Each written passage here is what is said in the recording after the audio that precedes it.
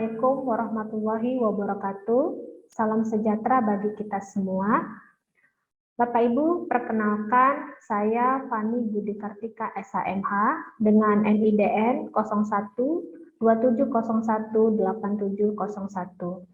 Saya merupakan dosen tetap di Fakultas Hukum Universitas Potensi Utama.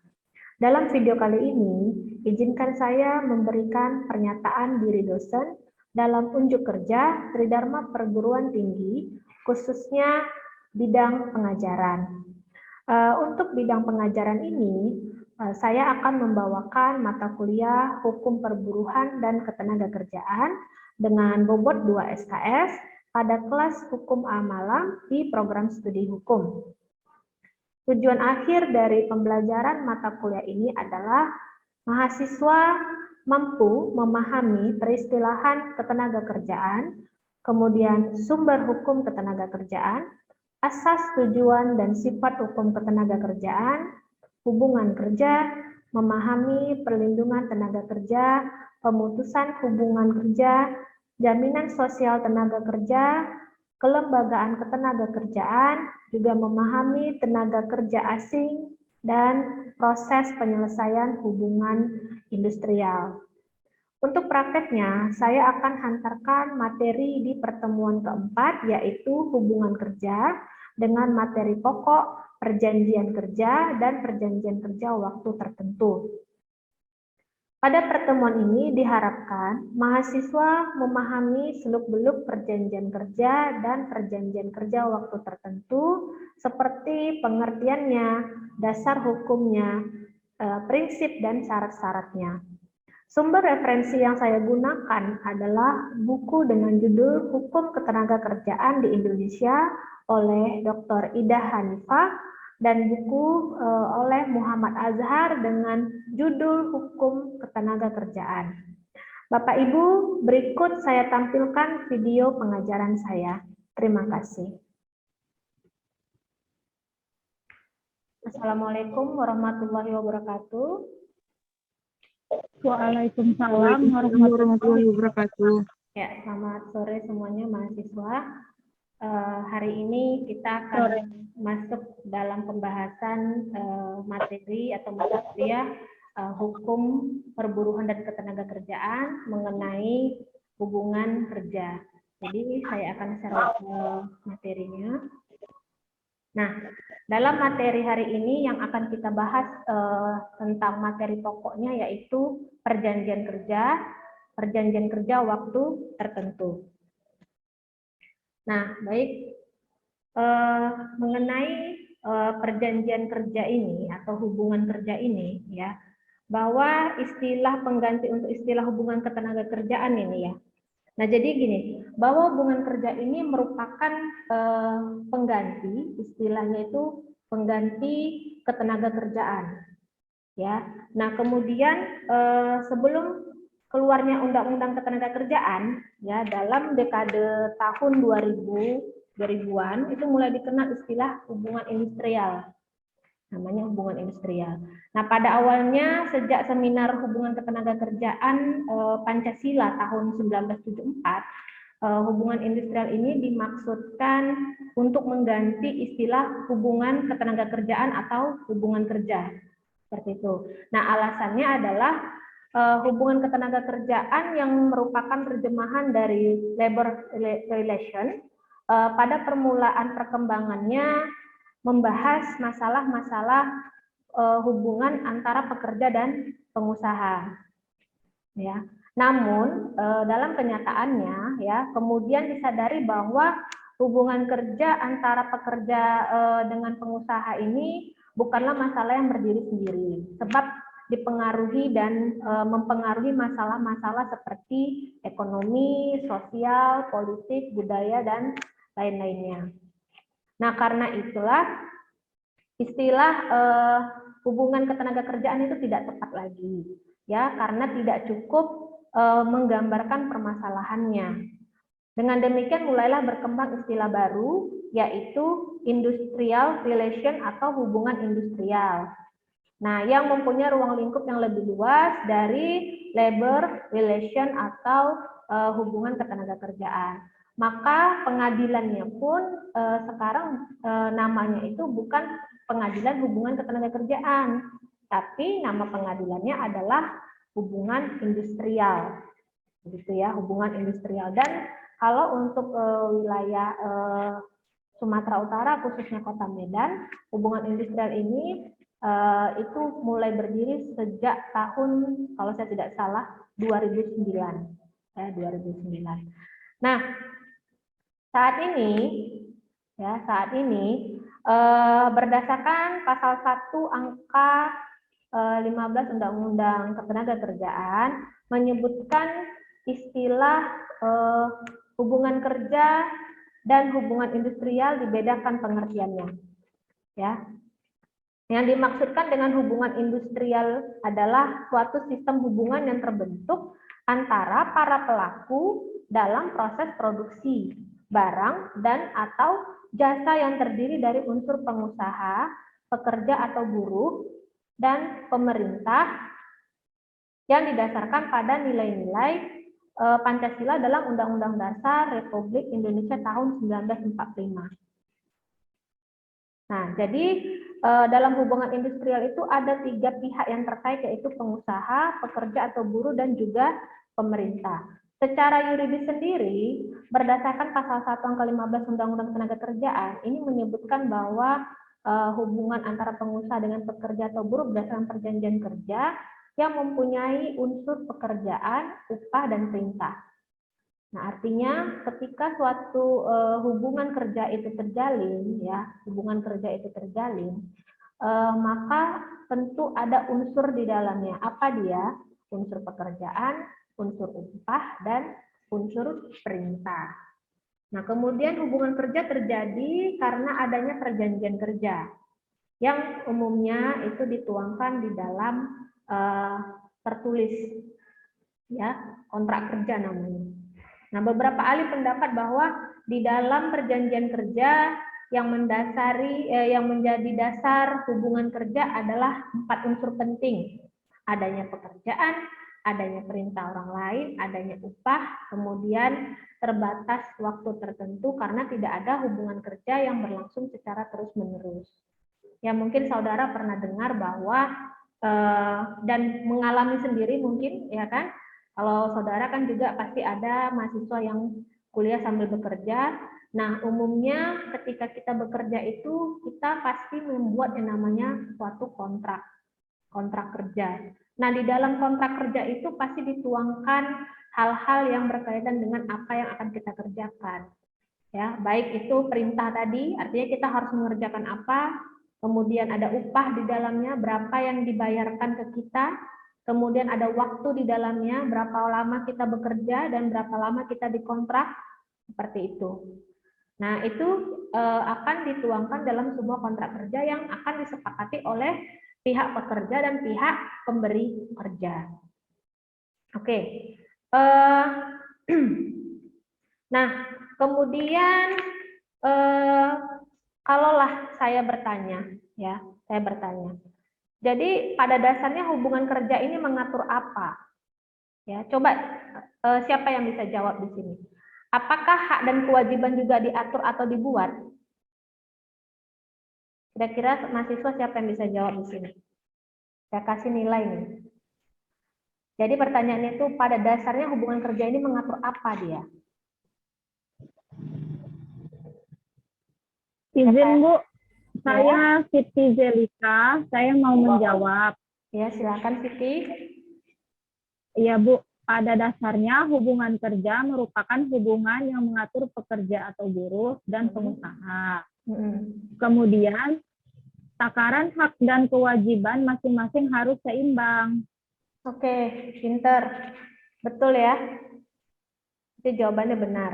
Nah, jadi dasarnya hubungan kerja ini yaitu dia mengatur antara pekerja atau buruh dan pengusaha, juga hak dan kewajiban masing-masing pihak. Pasti tertuang adanya hak dan kewajiban dari masing-masing pihak, baik itu pihak pekerjanya ataupun pihak si pengusaha atau dia pemberi pekerja. Nah, dan hak kewajiban itu tentu harus seimbang. Ya kan? Tentu harus seimbang. Contohnya apa? pengaturan tentang jumlah upah dengan berapa lama si pekerja bekerja. Itu harus menjadi kewajiban bagi si pemberi kerja atau pengusaha ini untuk memberikan upah yang sesuai yang telah diatur dalam ketentuan peraturan perundang-undangan. Nah, kita kan di dalam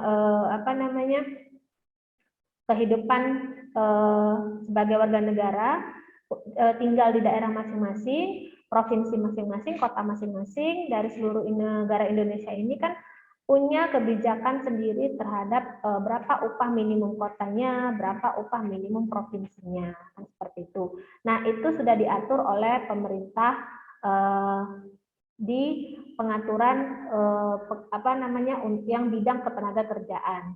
Nah, hal inilah yang tentunya harus dilakukan agar hak dan kewajiban masing-masing pihak itu harus seimbang. Ya, bagus sekali ya Siti jawabannya.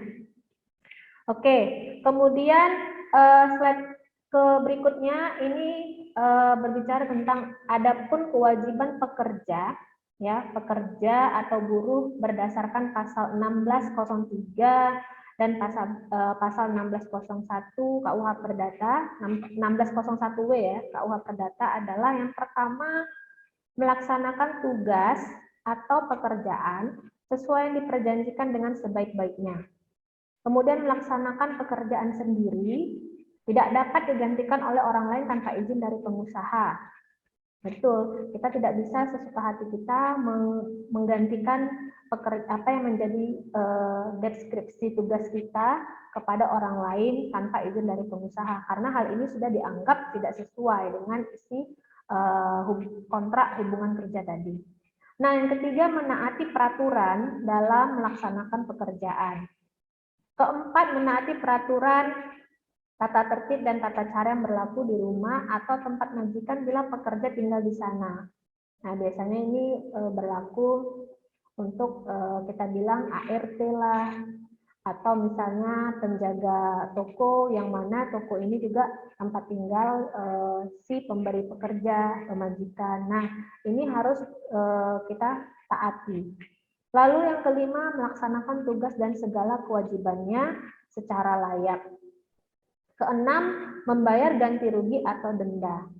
Nah, apabila kita melakukan kesalahan itu memberikan kerugian kepada majikan atau pengusahanya atau pemberi pekerja, maka tentu hal yang namanya membayar ganti rugi atau denda ini perlu kita lakukan, karena ini masuk kepada kewajiban yang tertuang dalam pasal 1603 dan pasal 1601W KUH Perdata.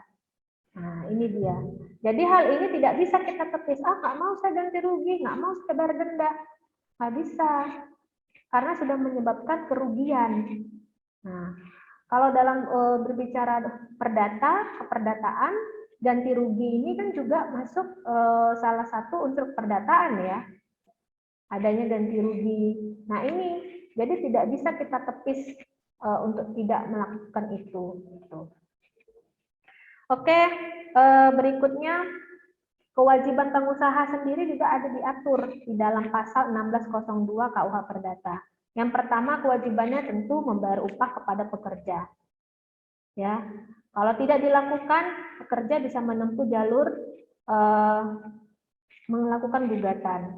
Ya, melakukan gugatan bisa melalui langsung ke Serikat Pekerja Indonesia atau datang ke Dinas Ketenagakerjaan atau bisa melakukan langsung ke Pengadilan Hubungan Industrial melakukan gugatannya.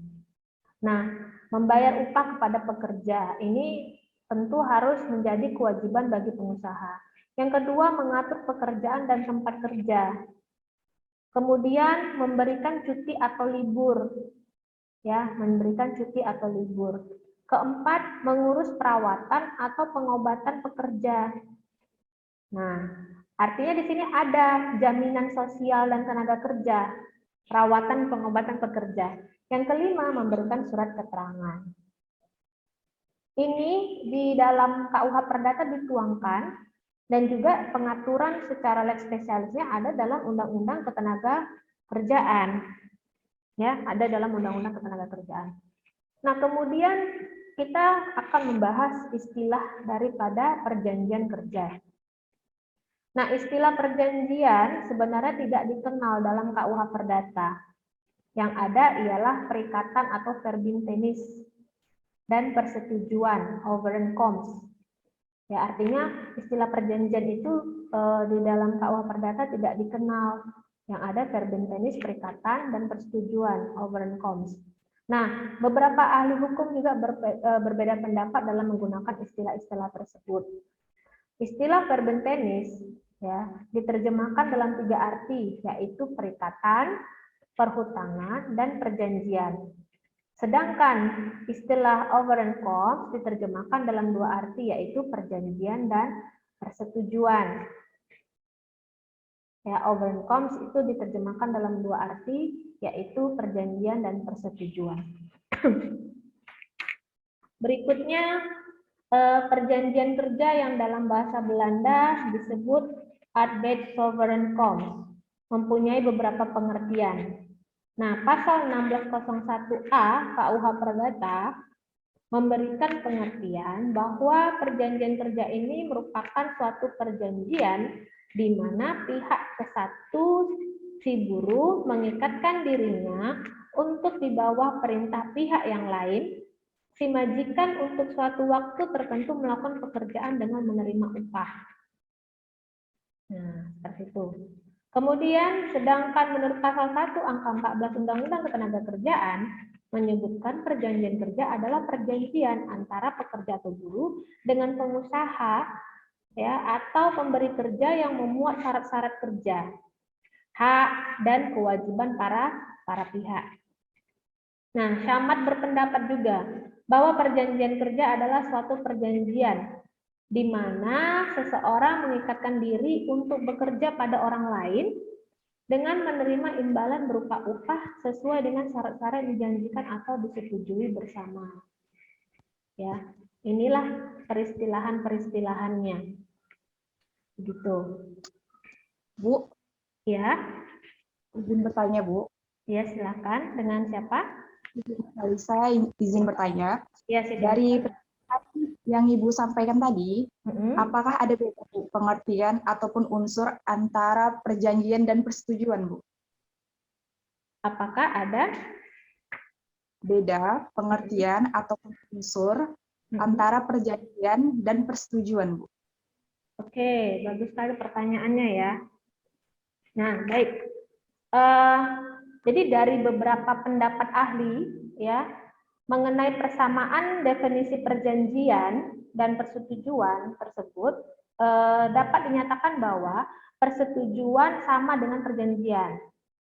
Ya, persetujuan itu sama dengan perjanjian. Baik persetujuan atau perjanjian, perikatan maupun kontrak melibatkan setidaknya 2 pihak atau lebih. Ya, 2 pihak atau lebih. Nah, dasar hukum persetujuan atau perjanjian, perikatan maupun kontrak mengacu pada KUH Perdata. Jadi sebenarnya tidak ada perbedaan, ya. Jadi sebenarnya tidak ada perbedaan, sama maknanya. Nah, perjanjian atau persetujuan itu tentu menimbulkan perikatan. Ya, itu yang perlu diingat. Ya, perjanjian atau persetujuan itu menimbulkan perikatan. Kemudian perikatan itu kemudian disebut sebagai kontrak. Apabila memberikan konsekuensi hukum ya yang terkait dengan kekayaan dan mengikat pada para pihaknya yang saling mengikatkan diri dalam perjanjian, sebelum memiliki konsekuensi hukum, suatu perjanjian tidak sama artinya dengan kontrak. Gitu. Gambarannya seperti itu. Kira-kira sampai sini Siti Nurhaliza jelas penjelasan saya? Jelas, Bu. Baik, makasih ya, Bu. Baik. Nah, oke, saya lanjut sedikit. Jadi sehingga yang menjadi ciri khas perjanjian kerja itu adalah di bawah perintah pihak lain. Ya, di bawah perintah pihak lain. Di bawah perintah ini menunjukkan bahwa hubungan kerja antara pekerja dan pengusaha adalah hubungan bawahan dan atasan atau disebut dia dengan subordonasi gitu. Ya, disebut dengan subordonasi. Ya, pengusaha sebagai pihak yang lebih tinggi secara sosial ekonomi memberikan perintah kepada pihak pekerja yang secara sosial ekonomi mempunyai kedudukan yang lebih rendah untuk melakukan pekerjaan tertentu. Nah, adanya wewenang perintah inilah yang membedakan antara perjanjian kerja dengan perjanjian lainnya. Ya, perjanjian kerja dengan perjanjian lainnya. Nah, ini adalah unsur-unsurnya. Unsur-unsur dari perjanjian kerja yang pertama, unsur work atau pekerjaan, adanya unsur perintah, adanya unsur upah, dan adanya unsur waktu. Ya, nah dari penjelasan tiap-tiap unsur ini, ya dikatakan bahwa misalnya unsur work atau pekerjaan gitu ya. Nah, dalam suatu perjanjian kerja harus ada pekerjaan diperjanjikan, ada objek perjanjiannya. Nah, pekerjaan tersebut tuh harus digunakan atau dilakukan sendiri oleh pekerja, ya. Jadi objek pekerja itu tentu harus dilakukan sendiri oleh pekerjanya.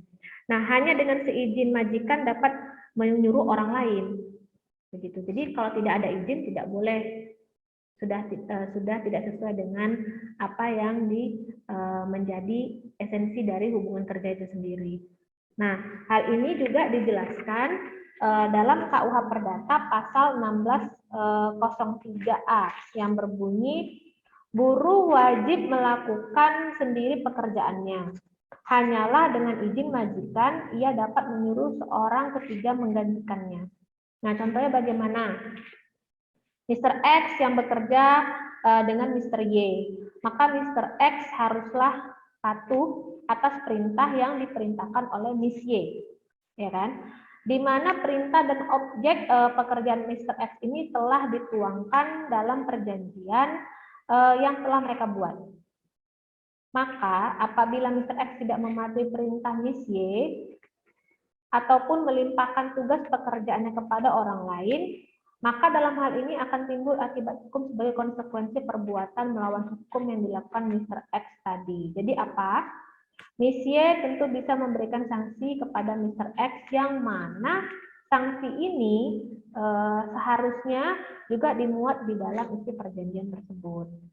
Tuh, jadi isi perjanjian kontrak ini kan ketika pihak A, pihak B melakukan sebuah perjanjian itu berlakulah asas fakta sunt servanda yang tertuang di dalam KUH Perdata pasal 1338. Ya, kebebasan berkontrak.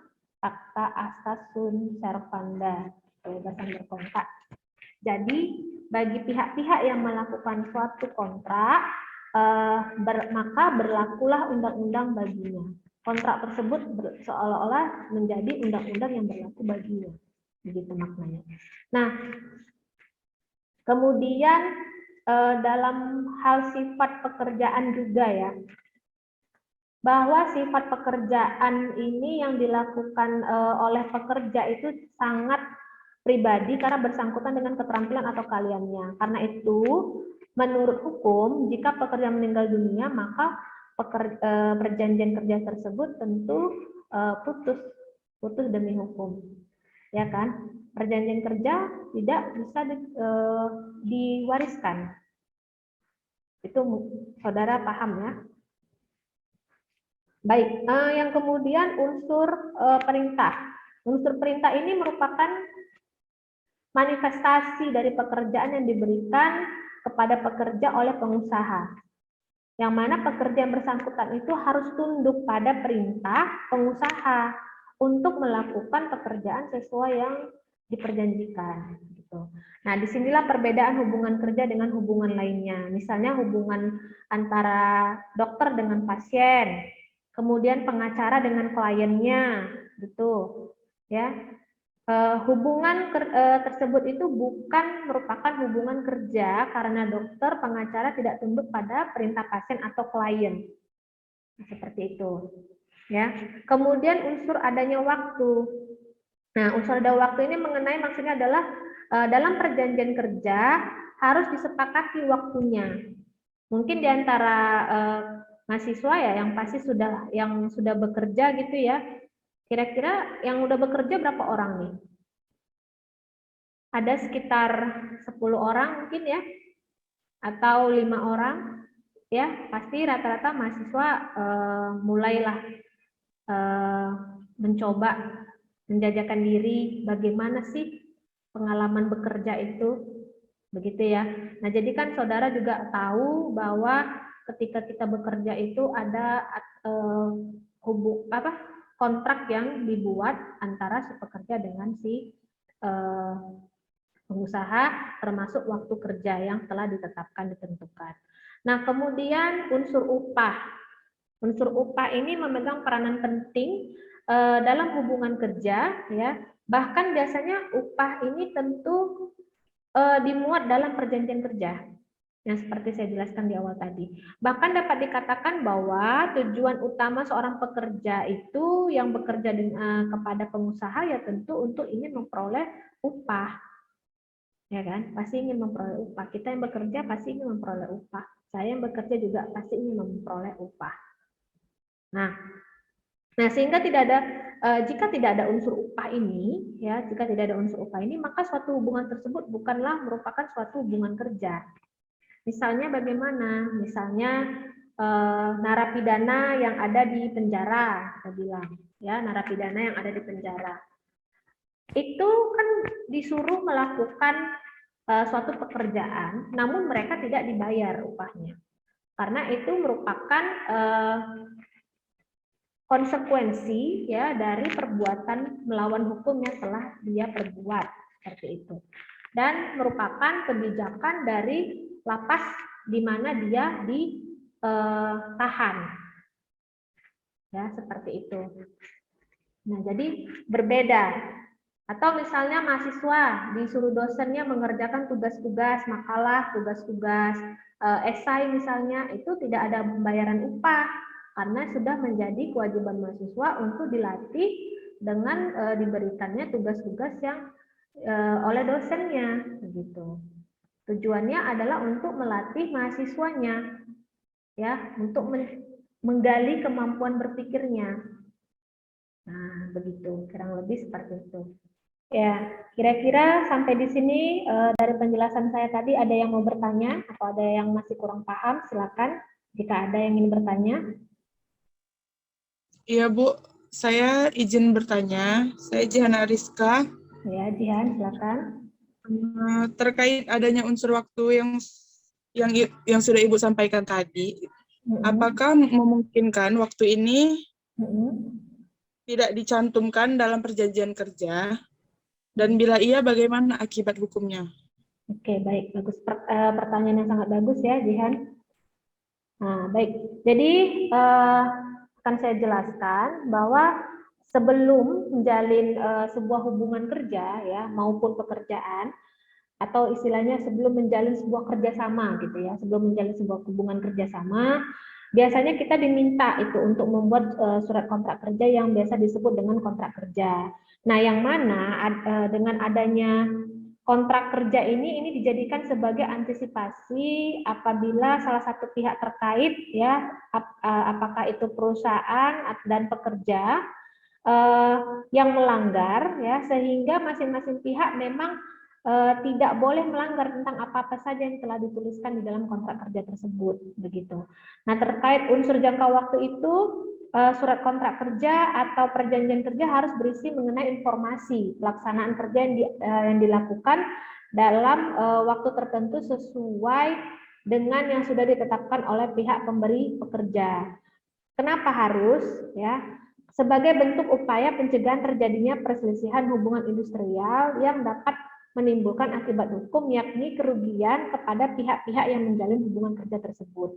Jadi artinya hubungan tentang unsur waktu ini memang sudah sepatutnya dilampirkan, dicantumkan di dalam suatu hubungan kerjasama, hubungan kontrak kerja tersebut, gitu. Kira-kira sampai situ paham, Jihan? Iya, paham, Bu. Baik.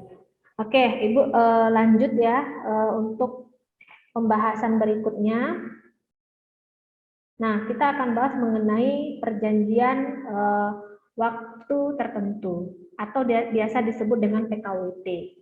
Nah, perjanjian kerja itu terbagi kepada beberapa bagian ya, termasuk perjanjian kerja waktu tertentu, dan dasar hukumnya ini pasal 50 sampai 66 Undang-Undang Ketenagakerjaan.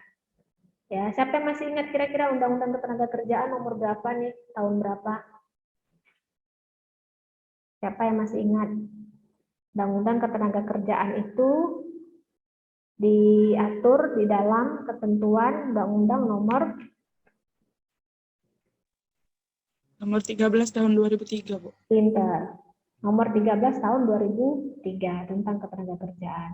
Kemudian PKWT ini juga diatur di Keputusan Menteri Tenagakerja dan Transmigrasi nomor Keputusan Menteri 100/Men/6/2004 tentang ketentuan pelaksanaan perjanjian kerja waktu tertentu. Dan Keputusan Menteri Tenagakerja dan Transmigrasi nomor Cap 220/Men/10 tentang penyerahan sebagian pelaksanaan pekerjaan kepada perusahaan lain. Nah, inilah dasar-dasar hukumnya ya, dasar hukum dari yang mengenai perjanjian kerja waktu tertentu. Nah, perjanjian kerja waktu tertentu ini adalah perjanjian kerja antara pekerja atau buruh dengan pengusaha yang hanya dibuat pekerjaan tertentu yang menurut jenis dan sifat atau kegiatan pekerjaannya itu akan selesai dalam waktu tertentu. Misalnya bagaimana dia? Misalnya ada proyek yang hanya dibuat masanya itu 1 tahun, 2 tahun, 3 tahun gitu ya. Nah, jadi proyek ini pasti membutuhkan tenaga kerja, kan gitu ya, tenaga kerja. Nah, maka tentu isi kontraknya nanti itu adalah perjanjian kerja waktu tertentu yang hanya sampai pada masa proyek tersebut selesai. Ya, atau bisnis, misalnya bisnis yang berada di mana gitu ya, sampai selesai dia akan membutuhkan tenaga kerja untuk perjanjian kerja waktu tertentu. Biasanya itu penetapannya itu maksimal selama 3 tahun. Ya, dulu juga ada mahasiswa yang bekerja di tempat wahana bermain di mal-mal, biasa tahu ya, kayak semacam time zone, Amazon gitu kan. Nah, time zone, Amazon, jadi itu perjanjian kerja waktu tertentunya itu biasanya menggunakan tenaga kerja dengan sistem sistem perjanjian kerja seperti ini. Maksimal dia 3 tahun. Itu ya, maksimal 3 tahun. Nah, prinsip perjanjian kerja waktu tertentu ini apa saja dia? Dia dibagi ada 7 poin ya, sampai G. Nah, harus dibuat secara tertulis dalam bahasa Indonesia dan huruf Latin. Minimal rangkap 2. Ini dia prinsipnya. Apabila dibuat dalam bahasa Indonesia dan bahasa asing dan terjadi perbedaan penafsiran yang berlaku bahasa Indonesia, karena berdasarkan ketentuan hukum nasional kita. Hanya dapat dibuat untuk pekerjaan tertentu yang menurut jenis dan sifat atau kegiatan pekerjaannya akan selesai dalam waktu tertentu. Kemudian paling lama 3 tahun, termasuk jika ada perpanjangan atau pembaruan. Nah, itu jelas di situ ya, termasuk jika ada perpanjangan atau pembaruan. Nah, yang keempat, pembaruan PKWT dilakukan setelah tenggang waktu 30 hari sejak berakhirnya perjanjian. Tidak dapat diadakan untuk jenis pekerjaan yang bersifat tetap. Jadi kalau sifat pekerjaannya tetap, tidak bisa dia menggunakan sistem perjanjian kerja waktu tertentu. Lalu tidak dapat mensyaratkan adanya masa percobaan kerja. Ya, tidak dapat mensyaratkan adanya masa percobaan kerja. Kemudian upah dan syarat-syarat kerja yang diperjanjikan tidak boleh bertentangan dengan PP, perjanjian kerja bersama, dan peraturan perundang-undangan. Oke, itu tadi prinsip-prinsipnya. Dan syarat-syaratnya apa saja? Yang pertama, PKWT memiliki syarat material maupun syarat formil. Kemudian untuk syarat material ini diatur dalam pasal 52 55, 58, pasal 59, dan pasal 60 Undang-Undang Ketenagakerjaan. Lalu syarat formilnya diatur dalam pasal 54 dan pasal 57. Nanti saudara bisa lihat di dalam Undang-Undang Ketenagakerjaannya isi daripada pasal-pasal tersebut, gitu ya. Nah, lalu syarat kerja yang dimuat dalam PKWT tidak boleh lebih rendah dari syarat-syarat kerja yang termuat dalam PP atau PKB. Bila ternyata kualitas isinya lebih rendah, maka syarat-syarat kerja yang berlaku adalah termuat dalam PP atau PKB. Oke, kategorinya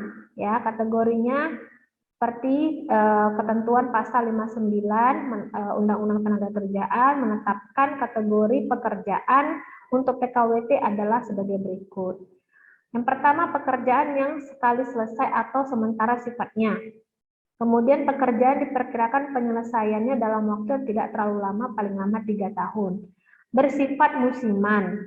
Pekerjaan yang berhubungan dengan produk baru, kegiatan baru, atau produk tambahan yang masih dalam percobaan atau penjajakan. Misalnya pembangunan sebuah apartemen, seperti itu, atau misalnya proses pembangunan sebuah bangunan perusahaan atau apapun ya, yang sifatnya tidak menetap. Jadi ada masa proses pekerjaan tertentu. Nah, pengelompokannya seperti ini. Berdasarkan keputusan Menteri Tenaga Kerja dan Transmigrasi, pengelompokan PKWT terdiri atas yang pertama, PKWT untuk pekerjaan yang sekali selesai atau sementara sifatnya yang penyelesaiannya paling lama 3 tahun itu. Yang pertama didasarkan atas selesainya pekerjaan tertentu. Untuk jangka waktu paling lama 3 tahun, hubungan kerja putus demi hukum apabila pekerjaan tertentu dapat diselesaikan lebih cepat dari yang diperjanjikan. Kemudian dapat dilakukan pembaruan. Nah, dapat dilakukan pembaruan ini maknanya apabila karena dalam kondisi tertentu pekerjaan tersebut belum dapat diselesaikan, jadi boleh dia diperpanjang sedikit gitu ya. Dan setelah melebihi masa tenggang waktu 30 hari sejak berakhirnya perjanjian kerja. Nah, selama tenggang waktu 30 hari secara hukum tidak ada hubungan kerja antara pekerja atau buruh dengan pengusaha. Oke, kemudian sama nih ya, bersifat musiman, berlaku untuk pekerjaan pelaksanaan bergantung pada musim atau cuaca, hanya untuk satu jenis pekerjaan tertentu, dapat juga dilakukan untuk pekerjaan-pekerjaan yang bersifat untuk memenuhi pesanan atau target tertentu, tidak dapat dilakukan pembaruan untuk PKWT poin 1 dan poin 3. Nah, jadi ada diatur syarat-syaratnya juga. Ya, tidak semua jenis pekerjaan musiman yang di mana itu menggunakan PKWT bisa dilakukan pembaruan, tapi ada syarat-syarat yang tertentu seperti poin 1 dan poin 3 tidak dapat dilakukan. Nah, kemudian ini PKWT pekerjaan yang berhubungan dengan produk baru dibagi dengan 4 ya, berlaku untuk pekerjaan berhubungan dengan produk baru, kegiatan baru atau produk tambahan yang masih dalam percobaan atau penjajakan. Kemudian jangka waktu paling lama 2 tahun dan dapat diperpanjang untuk 1 kali paling lama 1 tahun. Tidak dapat dilakukan pembaruan juga. Kemudian hanya boleh diberlakukan bagi pekerja atau buruh yang melakukan pekerjaan di luar kegiatan atau di luar pekerjaan biasa dilakukan perusahaan. Nah, ini adalah jangka waktunya ya. Dengan berakhirnya jangka waktu yang telah disepakati dalam PKWT secara otomatis hubungan kerja berakhir demi hukum. Jika disimpulkan secara normatif, jangka waktu PKWT ini keseluruhan hanya boleh berlangsung selama 3 tahun baik untuk perpanjangan maupun untuk pembaruan. Oke, mungkin itu saja dulu materi yang Ibu sampaikan di perkuliahan kita hari ini. Ya, kita akan lanjut lagi di minggu depan. Semoga apa yang saya sampaikan hari ini bisa dipahami dengan baik. Ya, terima kasih juga atas partisipasi saudara. Saya tutup dengan Assalamualaikum warahmatullahi wabarakatuh. Waalaikumsalam warahmatullahi wabarakatuh.